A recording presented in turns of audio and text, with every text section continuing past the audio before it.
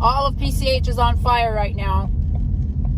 There is fierce wind, down power lines, power poles toppled over. Things are exploding. Gas lines are on fire. Flames are coming back over PCH. They're being blown by fierce winds. It is like driving through hell itself down here. Literally through hell. This is madness down here. These homes are on fire and you can feel the heat from the flames even from inside your car. It is insane down here.